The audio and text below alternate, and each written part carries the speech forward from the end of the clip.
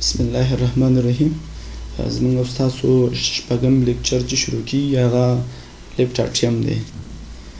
لکه څنګه چې موږ تاسو په تیرو درسونو کې ویلي، کله چې وینه د رایټ اټیم ته راغله د ټول وجود دغه ډي اکسیجنیټډ وینه د آرټي وینټریکولر وال د لارې ځي رایټ وینټریکل ته، د رایټ وینټریکل نه د پلمونري ټرنک د لارې ځي لنګس ته. هلته چې کله دغه ډي اکسیجنیټډ وینه لاړه اکسیجن اخلي، کاربن ډای اکساید ورکوي، د اکسیجن لرونکي وینه د څلور دانې پلمونري وینز د لارې راځي چېرته؟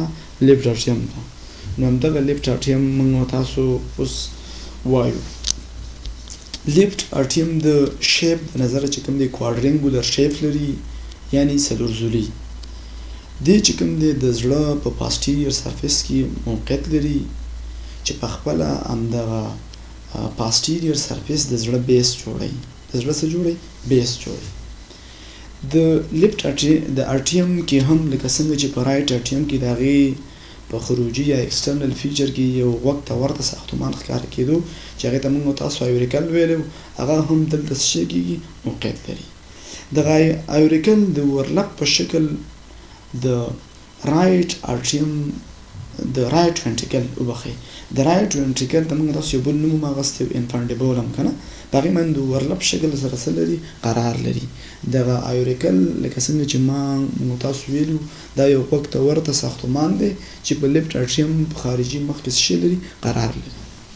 همدغه بیس اف د هارټ یا پاسټیریر سرفیس اف د هارټ ډېره برخه چې کوم ده د لیفټ اټیم په ذریعه جوړیږي.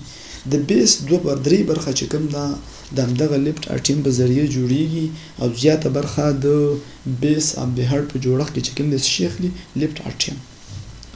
بل د اپر بارډر زیاترینه برخه هم د لیفټ اټیم په ذریعه جوړیږي. څه برخه چې کوم دی د سټرنوکاسټل سرفیس هم د لیفټ اټیم په ذریعه لږه برخه یې څه چل کوي؟ هغه څه چل کوي؟ جوړیږي. ښه، لکه څنګه چې ما ویلې دغه لیفټ اټیم ته وینه د څلور دانې پلمونري وینز د لارې راځي چېرته؟ لیفټ اټیم ته. کله چې لیفټ اټیم ته دغه مربوطه وینه راغله، دغه وینه د آرټي وینټریکولر والف د لارې یا بایکسپیټ وال د لارې یا مایټرل وال ورته هم وایي، د دغې د لارې ځي چېرته؟ رایټ لیفټ وینټریکل ته. ښه، لیفټ اټیم د لیفټ اټیم کنکلوژن داسې راوباسو. موږ تاسو داسې ویلي چې لیفټ اټیم د شیپ د نظره کوادرنګولر شیپ لري، د زړه په پاسټیریر سرفیس کې موقعیت لري چې په پاسټیریر سرفیس کې په خپله د زړه قاعده ده چې 2/3 برخه د دې لیفټ اټیم په ذریعه څه چل کېږي؟ جوړېږي. د اپر بارډر او د لیفټ بارډر په جوړښت کې هم څه چل کوي؟ برخه اخلي. دریمه خبرې چې کوم ده د سټرنوکاسټل سرفیس ده. د سټرنوکاسټل سرفیس په جوړښت کې هم لږه برخه څه چل کوي؟ جوړښت اخلي. لکه څنګه چې ما تاسو ته ویلي د څلور دانې پلمونري وینز د دواړو سایډونو نه څلور دانې پلمونري وینز د لنګس اکسیجنیټډ وینه چېرته راوړي؟ لیفټ اټیم ته. کله چې لیفټ اټیم ته همدغه اکسیجنیټډ وینه راغله د آرټي وینټریکولر اوریفیس د لارې ځي چېرته؟ لیفټ وینټریکل ته. ښه، لیفټ اټیم فیچر موږ تاسو ساختمان مطالعه کوو، د دوه سایډونو نه مطالعه کوو. یو د انټیریر سایډ نه مطالعه کوو، بل د پاسټیریر سایډ نه. پاسټیریر وال د اټیم چې کوم دی دا انټیریر وال اف د پیریکارډیم جوړوي. د پیریکارډیم چې کوم ابلیک ساینس دی دغه د لیفټ اټیم د پاسټیریر سرفیس د انټیریر وال په ذریعه څه چل کېږي؟ جوړېږي. یو دا پاسټیریر سرفیس شو. انټیریر وال څه چل کوي؟ انټیریر وال د اټیم چې کوم دی دا د انټر آرټیل سیپټم په ذریعه جوړېږي. د انټر آرټیل سیپټم په ذریعه څه چل کېږي؟ جوړېږي. او بل په هر یو سایډ کې چې کوم دی څلور دوه دانې پلمونري وینز په هر یو سایډ کې دوه دانې پلمونري وینز چېرته ځي؟ لیفټ اټیم ته. د کوم سایډ نه؟ د پاسټیریر وال نه. ښه، اوس راځو لیفټ وینټریکل ته. ډاکټر صاحب موږ تاسو لیفټ وینټریکل ویلو چې لیفټ وینټریکل د کوم ځای نه وینه ریسیو کوي یا اخلي. لیفټ وینټریکل وینه چې کوم دی د لیفټ اټیم نه اخلي.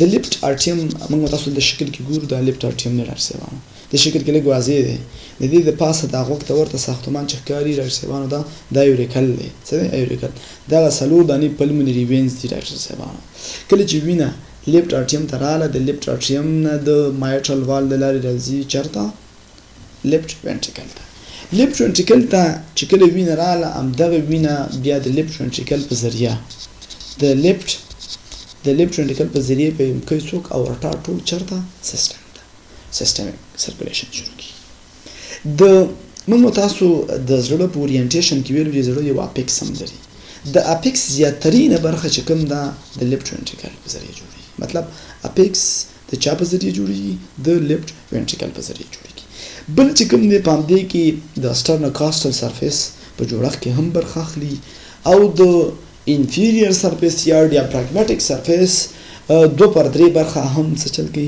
جوړي څوک جوړي لیفت وینټریکل لکه څنګه چې موږ تاسو ویلي دا هغه وینه چې کوم اکسیجن لري او د لیفت ارټیم نه د آرټری وینټریکولر وال یا مایټرال وال د لارې لاړه چرته لیفت وینټریکل ته لیفت وینټریکل بیا هم دغه مربوطه وینه د اورټا د لارې ټول باډي ته چل کوي سرکولیټ کوي او پمپ کوي بیا موږ ویل چې دغه لیفت وینټریکل د اپیکس په جوړښت کې برخه اخلي د زړه ذروه جوړي دا برخه ذروه یا اپیکس دی دویمه خبره کې چې کوم دی انټیریور سرفیس یا د سټرنوکاسټل سرفیس په جوړښت کې هم برخه اخلي بل برخه چې کوم دوه پر درې زیاترینه برخه جوړي هغه انفیریور سرفیس یا ډیافراګماټیک سرفیس دی چې دا هم د لیفت وینټریکل په ذریعه سټل کې جوړیږي ها اوس د لیفت وینټریکل موږ تاسو د خارجي منظرې د نظره